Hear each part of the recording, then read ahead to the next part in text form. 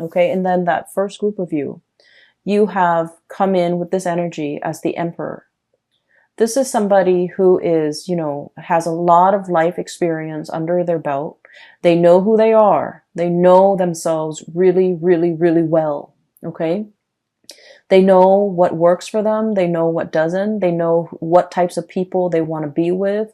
They know what career path is good for them. And they also know, what not to get involved with. Okay. Like never again. So I feel like, you've come into this sense of like strength and fortitude and just knowing yourself inside and outside very, very well.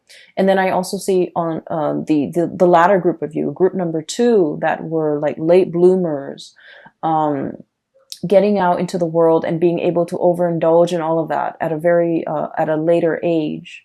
And I feel like you're at a point where you want to shirk responsibility. You're just like, I've lived my life as a straight-laced person for so long, and I just want to break free from it. So I felt like life has been a series of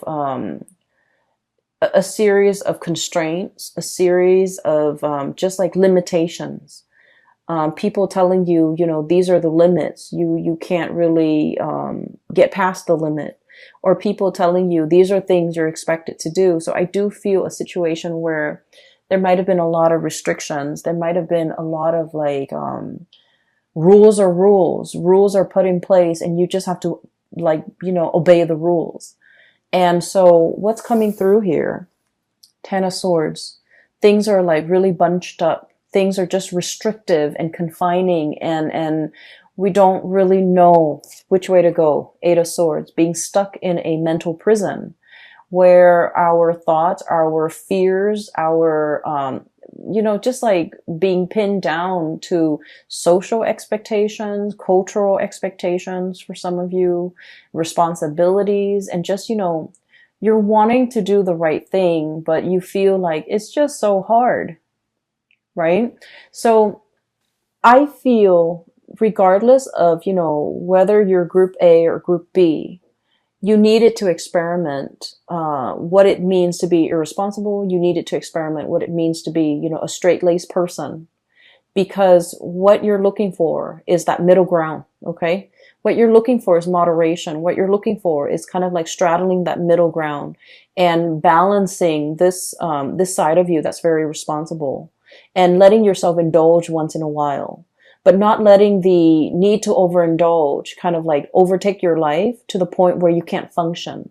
So I feel like the universe is teaching you a very important lesson about moderation, about, walking a middle path, about really finding your own way. Okay. Never mind the social expectations. Never mind what people expect from you, or never mind what you feel is expected of you. It's just a matter of figuring out that perfect medium that works for you. And I feel like you're still in the process of trying to find that. And you're kind of, I almost feel like walking down this alley. Okay. And, the walls are around you, and you're walking in the middle. You're trying not to hit the walls. And, if there's like any type of turbulence, you're going to sway in either direction. But the trick is to maintain your balance, to maintain your stance so that you don't get swayed either way. Okay. So that's what I'm feeling here. I feel almost like many of you are in a situation right now where, I mentioned last month, and I do feel this energy coming back in, because I rarely, like when I do these videos, once I publish them and they're up on the internet, I don't remember the energy, but I'm remembering a lot of the energies for a lot of the signs, not just you. So I feel like it might be significant. I mentioned somebody that wants to be found, somebody that's like attention seeking. And I feel like you're dealing with someone who is attention seeking. Okay. They know how to jab at you. They know how to push your buttons. They do this with everybody. They do this with, people in their lives. And I feel like, I'm feeling for many of you, you're dealing with somebody in your environment like this. and you're trying to keep a straight face. You're trying to do the right thing. You're trying to maintain your decorum because you guys are deeply sensitive. I feel like out of all the signs, everyone has their sensitivities, but I feel like with Cancerian people, you guys are very empathetic. You guys really care about people. You guys are genuinely very, very nice, caring, just decent human being. And so you don't want to say things to hurt other people, not even if they deserve it. You're that respectful. You're that loving and caring. You don't even want to hurt people, even if they deserve it. So I feel like somebody is like really pushing your buttons. And for some of you, it might be a relationship partner. And for others, it might be a parent. For others, it might be, somebody in your work environment. But this is somebody significant, okay? Because like, if they're not significant, it wouldn't really matter if they push your buttons. They're just, some random stranger or just an acquaintance. But I feel like it's somebody significant in your life. And I feel like you try to make things work, okay? You were trying to do the right thing. The Emperor, he makes rational decisions, okay? He is not swayed by his heart. He thinks with his head. And he thinks usually for the betterment of all or everybody that's involved. So he knows how to make sacrifices. He understands that with every decision, there is collateral damage, okay? So I feel like this is your energy where you're in a position that you feel, I have to make some sacrifices for the greater good. And I feel like you might have, known that something wasn't going to work out. There's a situation you're like, oh, it's never going to work out, but I owe it to the other person. I owe it to myself. I owe it to everybody involved to do the right thing, to give it a second chance, to give it a try, to really work things out. And I feel that you maintain your decorum, your calmness, your temper in this situation. And then I feel like the other person was not able to elicit an emotional response out of you. So in the past, they might have pushed your buttons, and then, there might have been like sparring back and forth and things like that. This time, you have grown, you have matured, you have realized that these are cycles, these are recurring themes, and I'm not going to feed into this energy. And so you remain very, very calm. And because you remain very calm, the other person was not able to get a rise out of you, to get an emotional reaction out of you. And so I feel like they had to check themselves out. Okay, you didn't even need to lift a finger. You didn't need to be the bad guy in this situation. They just could no longer get that emotional response out of you. And so they chose to kind of exit the picture, exit stage left, okay? Ten of Swords. It's an ending to a situation. It's a situation that was very heavy. It was, there were a lot of ideological differences between you and the other person. You say one thing, they mean, they misinterpret and think you mean another.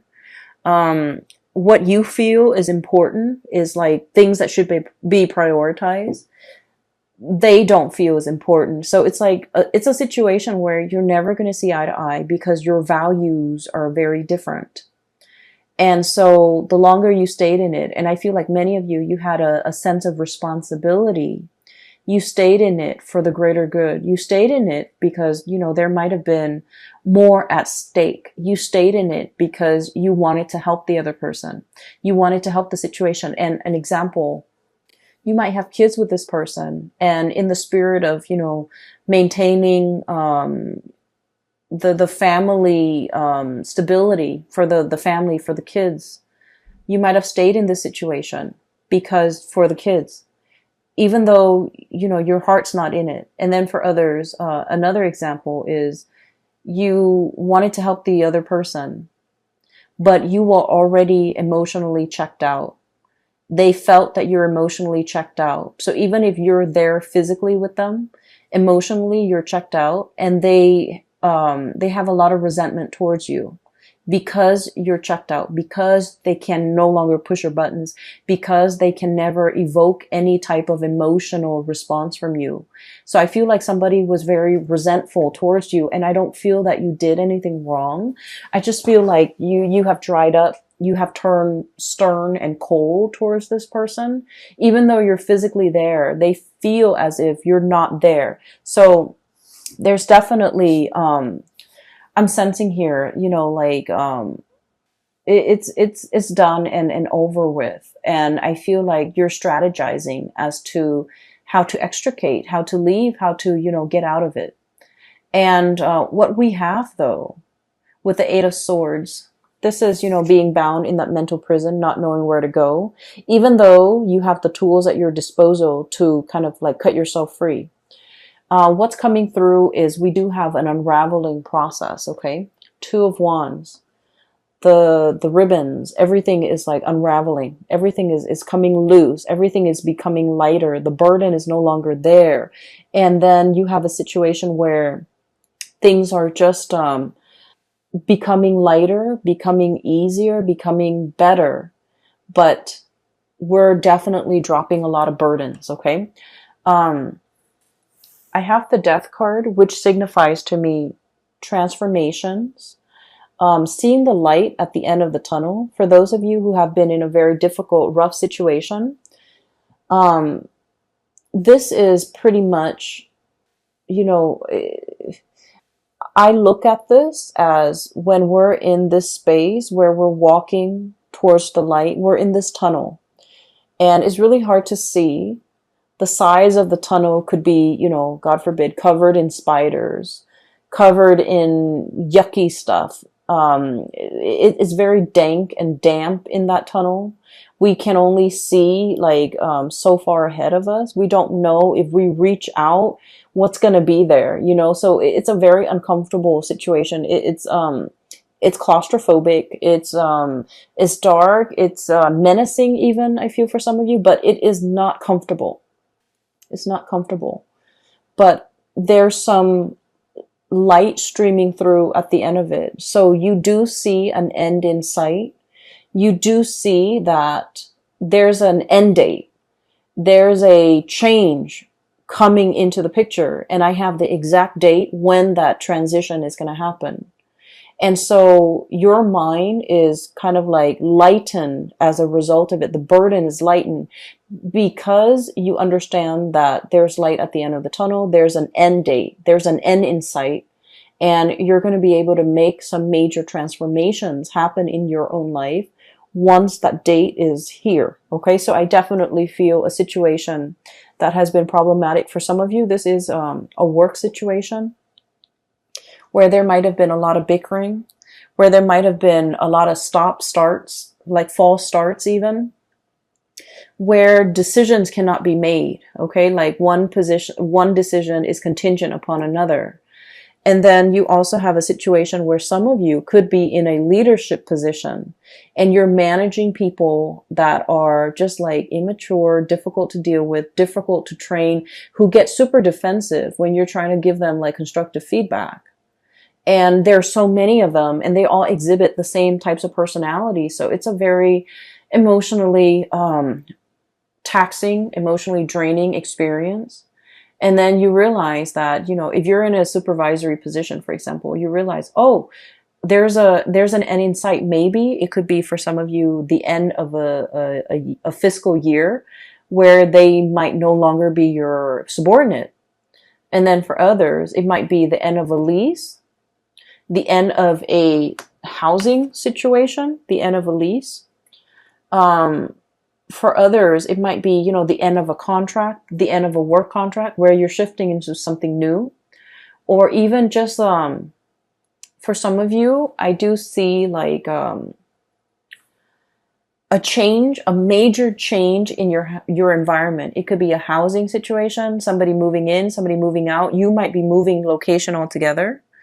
And then for others, it's just something so liberating and so freeing that you're looking forward to this end date. Okay, so I feel like you have something extraordinary that you're looking forward to.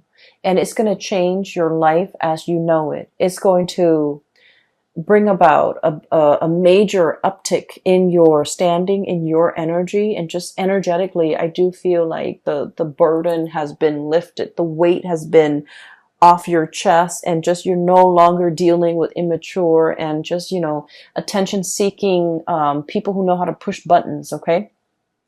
So that's looking very, very good. Let me see. There was another image that I saw, and I can't for the life of me remember. I did this, I think, with the Gemini people too. They got two images, and I forgot one of them. Okay, so I do want to talk about another situation here, and this is pretty much, the cards are split like this: past, present, future. That's what it feels like to me.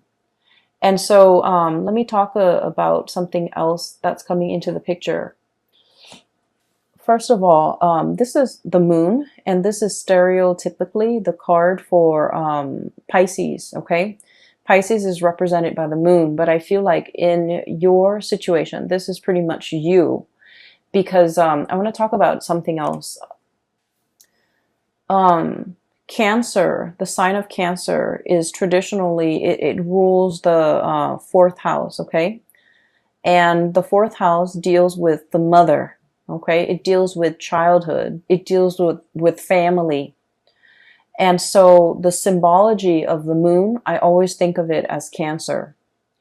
And I don't know, maybe some of you are aware of this. Maybe all of you are aware of this, but this is something that I just started to realize about Cancerian people in general, because I had a friend, and through like conversations with, the Cancerian friends that I've had over the years, this is something I've just noticed.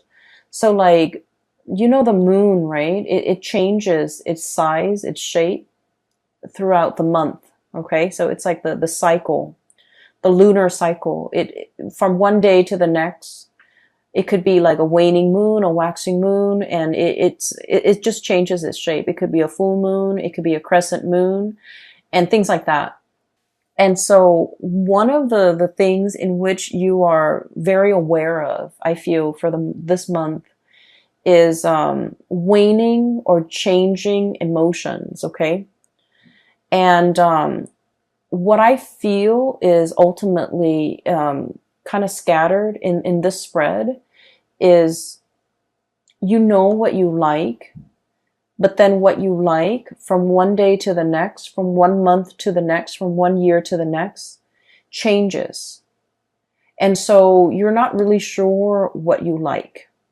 You're not really sure if you're after the same things from 1 month to the next. You are also afraid to go for something because you're not really sure if next month, if that's the thing that you still want. And then you're afraid to go after something big because you're not sure if all the energy and the effort that you expend into this thing, is it going to be worthwhile when next year rolls around? Am I still going to want it as much as next year as I do now, to make all this effort worth it? You're coming to the realization about yourself, I feel, that what you want, what you value, what you desire, from one day to the next, from 1 year to the next, from one season to the next, it fluctuates and it changes. And because it fluctuates and it changes, you might be in a position where you just wait for things to happen to you rather than going out into the world and making things happen for yourself. Going after the things that you want, going after the situation, the job, the person that you want, and expending all that energy and all that effort because you're not really sure if what you want from one day to the next will be constant.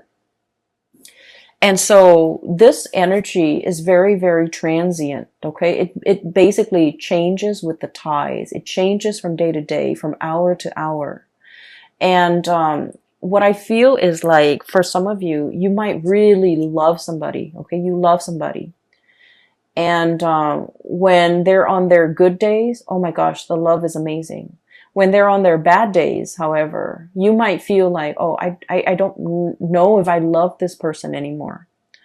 And I'm sensing that you're at a point where, you're trying, and this is why I feel like it's so hard for Cancerian people to go after the object of their affection, the things that they really desire. For whatever reason, they have a really roundabout, way of going after the things that they want. And I've never understood it, growing up. I've never understood it. But now, like, I feel like that's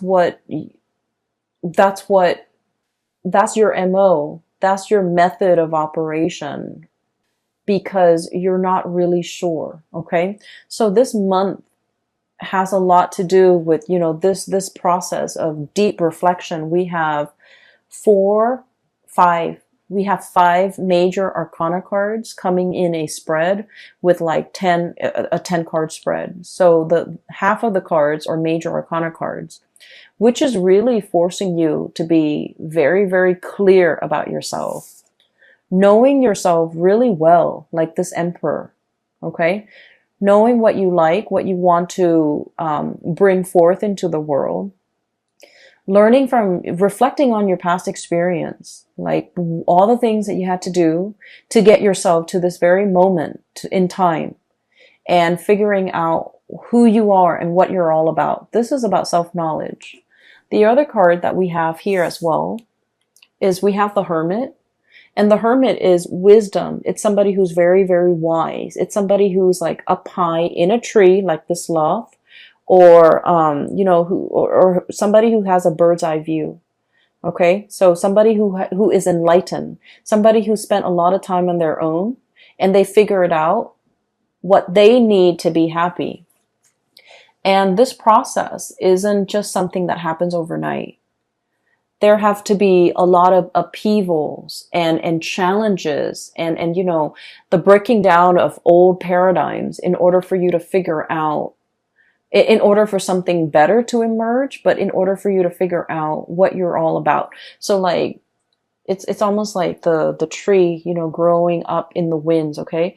It has to be, the winds strengthen the trunks and the branches of a tree. Okay. So in the process of dealing with people who are very opposite from you, who ask you questions, who force you to defend your beliefs, that's when you're very, very sure about what it is that you really believe in.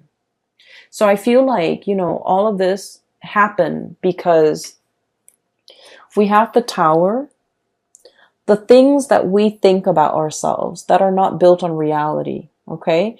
I think I really like to, stay at home and just, knit. And then you realize life is passing you by. Okay. And then you realize that, no, I actually want to be around a lot of people. I actually want that connection. I'm actually very extroverted. I actually need other people. So we have to go through life to really figure out who we are.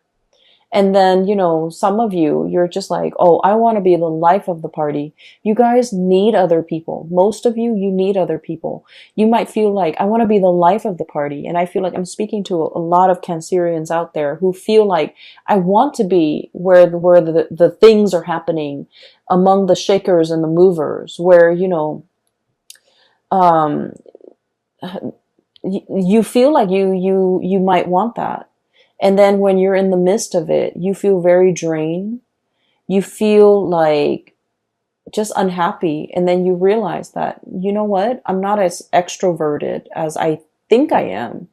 I need more downtime. I need to recuperate. I need more me time. So I feel like you have gone through a major process of like learning about yourself. And all of these things that you're learning about yourself, they don't happen in calm waves. Okay. They happen in very like they were like the transformation was very, very disruptive, and I feel like it needed to be disruptive because you needed to be shaken awake. Because I feel like with the state of the fluctuation, the changeable moon and the emotional state, it's like you're going through each day constantly changing. And so the shakeup needed to happen at the core, at the foundational level, for you to figure out on a foundational level, who am I? What am I about? What do I want? So I feel like that's what this is really screaming out to me. And I'm sorry if the reading is so like,